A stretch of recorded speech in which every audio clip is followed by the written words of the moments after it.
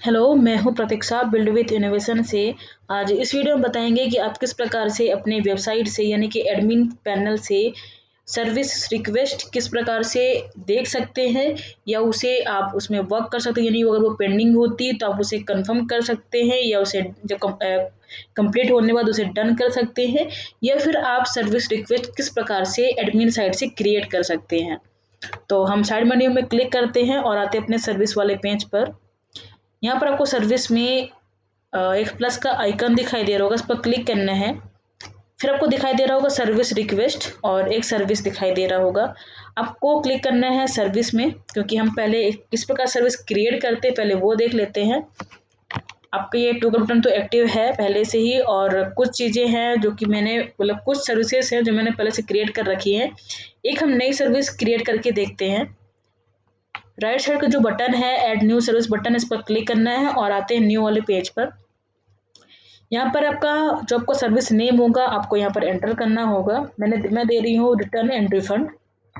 फिर उसके बाद है बैनर इमेज, यानी कि image size for best view, यानी कि आपका जो बैनर का जो साइज है वो कितना होना चाहिए आपको यहाँ पर दिया हुआ है।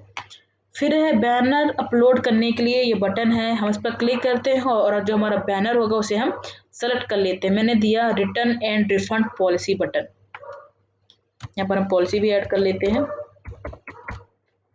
फिर उसके बाद है आपका जो डिस्क्रिप्शन है, यानी कि आपको कुछ ना कुछ डिस्क्रिप्शन देना होगा जो रिटर्न पॉलिसी है।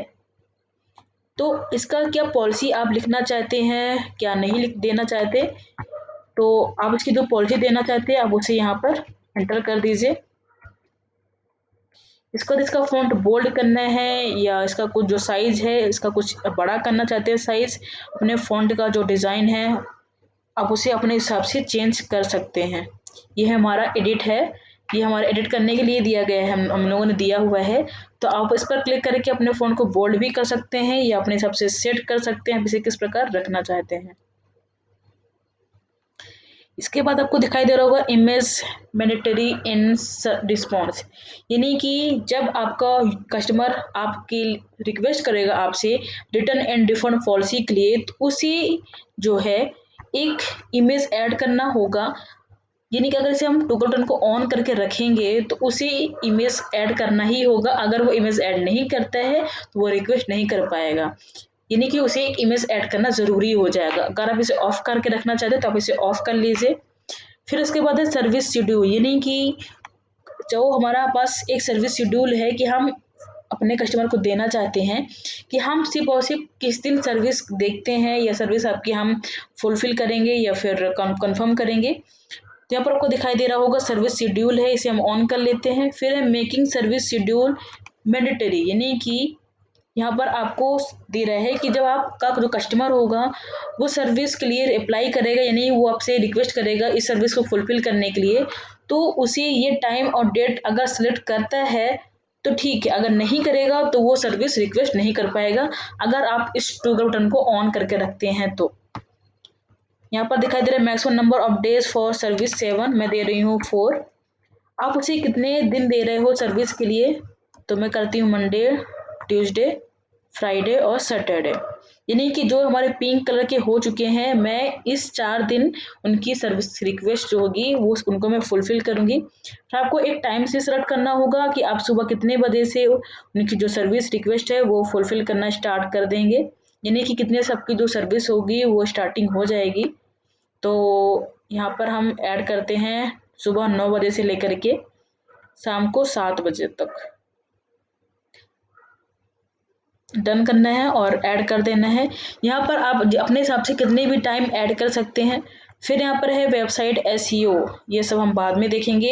यानी कि इतने जो आपकी इन्फॉर्मेशन भरने के बाद इसे हम सेव कर देंगे और सेव करने के बाद आपको दिखाई देगा कि आप जो हैं किस प्रकार से अपनी सर्विस क्रिएट करने के बाद ओके करना है। और यहाँ पर आपको दिखाई दे रहा होगा जो मैंने ऐड किया था return and refund policy 27 April 1:08 AM, यानी कि मैंने इसे अभी क्रिएट किया है, तो यहाँ पर उसका नाम भी दिखाई दे रहा है। इसके बाद बोल रहे हैं कि हम आते हैं जो हमारे पास रिक्वेस्ट आती हैं वो किस प्रकार से, तो हम साइड में क्लिक करके आते हैं सर्विस रिक्वेस्ट वाले पेज पर।